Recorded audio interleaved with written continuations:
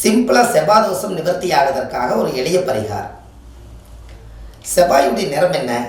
சிவப்பு. அப்போ செவ்வாயுடைய வஸ்திரம் என்ன? காவி. அப்போ ஏதோ ஒரு வழியில் சிவப்பு உள்ள வருது. ஒரு ஜாதகத்தில் செவ்வாய்ங்கிறது பிளட்டு சம்மந்தப்பட்ட தோஷம் தான் செவ்வாய் தோஷம். அப்போ இந்த தோஷத்தை நம்ம முறைப்படி நிவர்த்தி பண்ணணும் அப்படின்னு சொன்னால், நத்தச்சூரி கேள்விப்பட்டிருக்கிறீங்களா? நத்தைச்சூரி.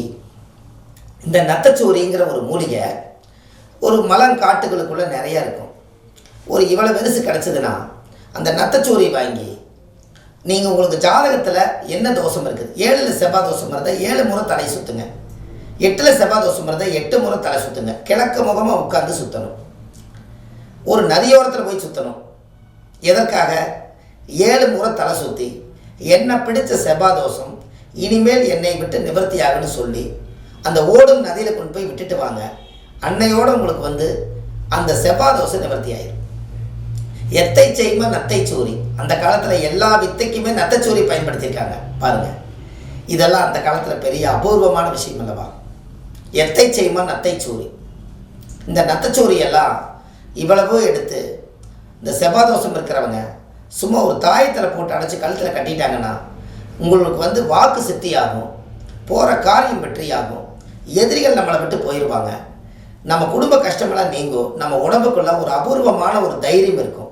இதெல்லாம் அந்த காலத்தில் மூலிகையை பெரிய தைரியமாக ஒன்று உருவாக்குறதுக்காக இந்த வைத்தியர்கள் எல்லாம் அந்த காலத்தில் ஒரு குளிகையில் போட்டு அடைச்சி அந்த காலத்திலே தாயத்து சத்துன்னு செஞ்சு நிறையா மக்களை காப்பாற்றியிருக்காங்க. நிறைய போர்களுக்கு போகிறவங்களுக்கெல்லாம் எத்தை செய்மா நத்தைச்சூரிங்கிற தாயத்தை கட்டி விட்டு அந்த காலத்தில் முன்னோர்கள் போருக்கு போய் ஜெயிச்சுட்டு வந்திருக்காங்க பாருங்கள். அந்த காலத்தில் தைரியத்துக்கு உண்டான கிரகமே நத்தைச்சூரி தான்.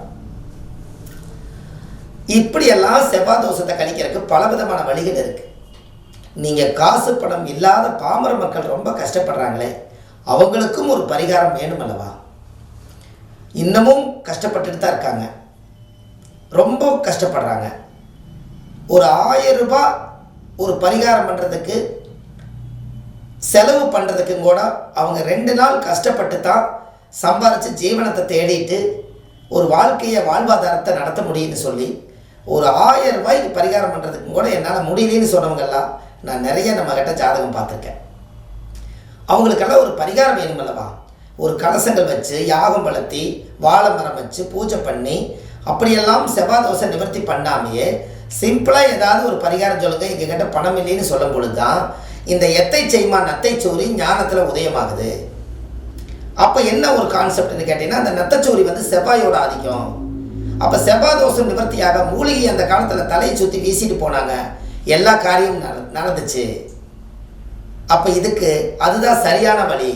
அதனால் இது தாயத்தில் அந்த காலத்தில் போட்டு அடைக்கும் போதே செவ்வாய் தோஷத்தை நிவர்த்தி பண்ணித்தான் போருக்கு தாட்டி விட்டுருக்காங்க.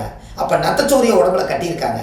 நீங்கள் உடம்புல கட்டுறக்கு கூட வெக்கப்பட்டாலும் கூட நீங்கள் தலையை சுற்றி ஓடும் நதியில் விட்டுவாங்க, அன்றையோட ஒரு செவ்வாய் தோஷம் நிவர்த்தி ஆயிடும்.